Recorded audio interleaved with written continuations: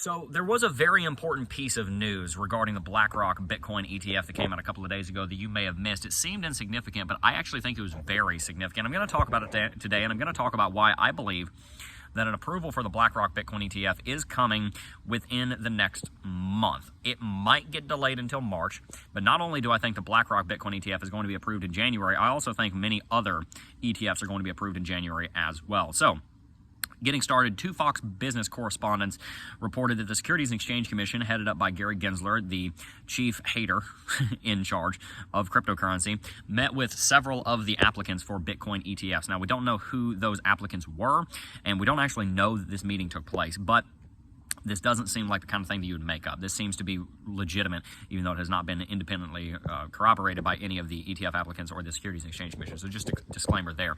But this does seem to be something that will have happened and that is actually happening. There was a meeting between SEC and between many of the different applicants' teams. We don't know who the applicants were, but BlackRock was almost certainly one of them. I would imagine ARK Invest and VanEck may have been some of the other meeting members of what's being dubbed as a conference call between SEC and between these ETF applicants. Now, why is this so important? Well, the topic that they were discussing is what makes this very important. The topic had to do with in-kind redemptions. If you know what an in-kind redemption is, if you don't know what an in-kind redemption is, essentially it means that you can turn in your certificate of ownership for Bitcoin that you are essentially granted whenever you buy an exchange-traded fund for the actual product. In this case, it's a commodities-backed ETF. It's Bitcoin. So if you had an ETF for, say, corn, then theoretically you could do an in-kind redemption and trade in your exchange-traded fund for actual corn and take physical delivery. This happens sometimes in oil futures. Whenever people let them run out, they end up having to actually take delivery of the oil because of the way the contract's set up. So in-kind redemption is a matter of securities architecture, and it is very important to the Securities and Exchange Commission because for whatever reason, Gary Gensler and the SEC does not want that to be a component of the way that ETFs operate. In-kind redemptions would basically allow you to go up to BlackRock and say, hey, I've got this ETF, I want to redeem it and get my 1.347 Bitcoin out, and BlackRock would be able to turn around and say, okay, here you go, here's your Bitcoin, we'll take it from the custodian, we'll trade in the ETF, and we'll redeem you the in-kind commodity that the ETF is backed by. So in this case, of course, Bitcoin.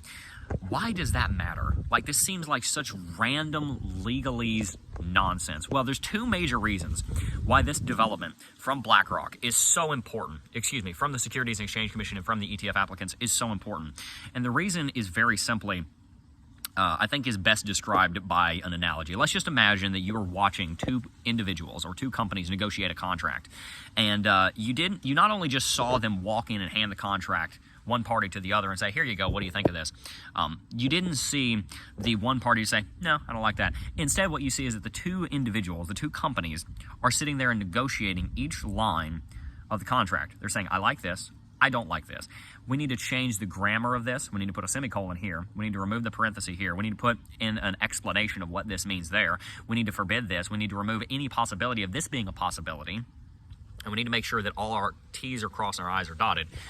What would you discern if you saw that kind of activity going on in a contractual basis? Well, you would more than likely discern that both parties are interested in reaching some kind of an agreement, or else both parties would not be going over the contract in such detail. Obviously, the ETF applicants want this contract, in this case, the ETF application, to go through, but the question has been whether or not the SEC is going to allow the ETF applications to go through. Obviously, they've denied everyone thus far that's been applied for in the last 5 to 6 years.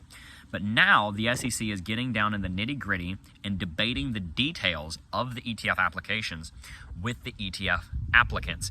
That is a development that we have not seen before. We have simply seen the SEC more or less come out and say, no, here's a reason why, and then they normally have a lawsuit following. The fact that they are actually debating the nuance of in-kind redemptions indicates that the Securities and Exchange Commission has a belief that these ETF applications are going to get approved. And if the Securities and Exchange Commission believes that the ETF applications are going to get approved, then they're probably going to get approved, because guess who approves the ETF applications? The very same Securities and Exchange Commission that seems to have some degree of confidence at this point that the ETF applications are going to get approved. So that's the first reason why this is an important development. You may have looked over it, but I think it's very serious. The second reason why this is important is a little bit different. This conference call that Fox Business correspondents are saying has occurred happened not only with one company. It didn't just happen with one company that was unnamed. If that was the news story, then we would probably be able to ascertain that it was BlackRock, because BlackRock is the big guy.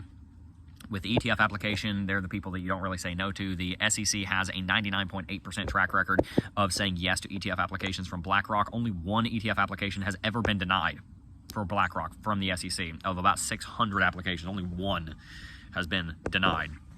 So you don't really say no to BlackRock. It's just not the trend. As a technical analyst, of course, I work in historical analysis. Historically speaking, you can literally say this is 99.8% likelihood that this ETF is going to be approved.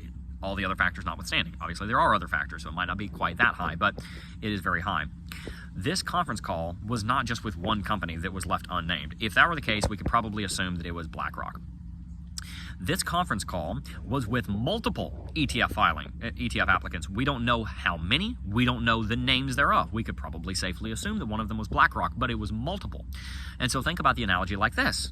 Not only are the two parties debating the nuances of the details, instead you're actually seeing two sides, and there's multiple participants on each side debating the contract. In this case, you've got multiple people that are applying for the same, with the same application to the same governing body, and the governing body is sitting there and debating the nuances of each of their individual contracts. That also indicates that that governing body, in this case SEC, is interested in approving each one of them. Again, we don't know what multiple means. We don't know if that means 2, 3, 5, or 10. There's about 14 applications out right now. It could be every single one of them were there. But the SEC is not only debating the nuances of the contract, in this case, the ETF filing, with one company, they're debating it with many of them.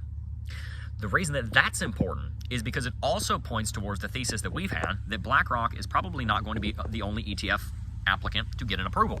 It's probably going to be many or all of the applicants getting an approval at the exact same time. SEC has a vested interest in this. Why?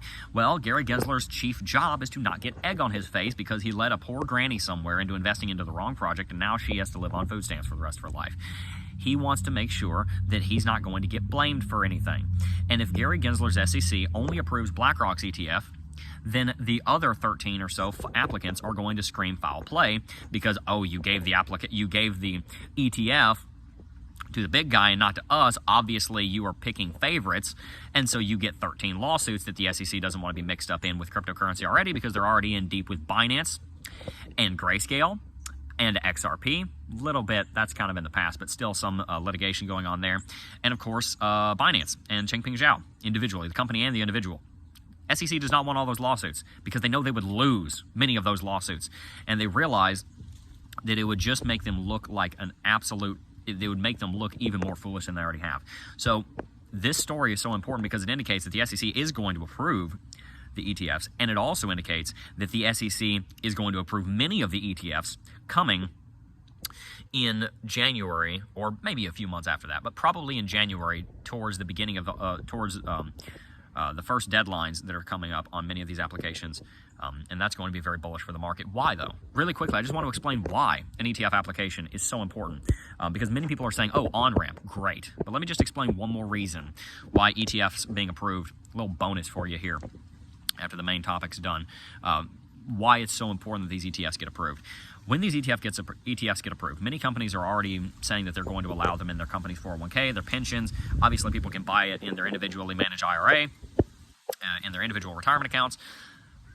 When you put money into a retirement account, you face a penalty if you take it out. And so the reason that that's so significant is because it is always incentivized the stock market to grow. You buy stocks and you hold them for 20, 30, 40, 50 years until you reach at least 59 and a half, a lot of times until you reach 65, or you face penalty. So there's literally a reason not to sell. There is an institutionalized, government-backed barrier to the bears. You are incentivized to buy, you are disincentivized to sell unless you are much older. That structure has not existed in Bitcoin. People have been very happy to buy it and sell it and buy it and sell it because there's no penalties on the sell side. When you set up an ETF, then there is now a penalty for selling because most people are going to buy Bitcoin in their retirement accounts, which means that many of the people that didn't know about Bitcoin before are now turning into 20, 30, 40-year hodlers of the coin that are disincentivized by the structure of our government's regulation of financial markets to sell. And so you will see not only a huge influx of buyers into the cryptocurrency space, you'll also see an exodus of circulating supply from Bitcoin, because that Bitcoin is locked up in retirement accounts that, for the most part, won't be sold for decades to come. This is a demand-side shock with a supply-side shock coming at the exact same time, and the time frame is likely just weeks to months from now. So if you want to make money in Bitcoin, now's the time to buy, because all-time high is right around the corner. We're expecting our cryptocurrency portfolio to more than 50% increase in the next month or so, probably double in the next 2 months. And if you want to get in on the action, make sure that you're dollar cost averaging every single Friday into altcoins and into Bitcoin. Top 20 to top 30 is what I recommend. That's essentially what we're doing right now. I just put my Friday dollar cost averaging investment in right now. And also make sure to invest in your education. You can sign up for the Cryptocurrency Technical Analysis Academy with 20% off with the link in the description box down below. If you don't know what CT2A is, I've been doing technical analysis on cryptocurrency markets for over half a decade now. I've taught over 5,000 students how to do technical analysis, i.e. reading the price action of markets, understanding the way the markets work, and I teach how to do that in CT2A.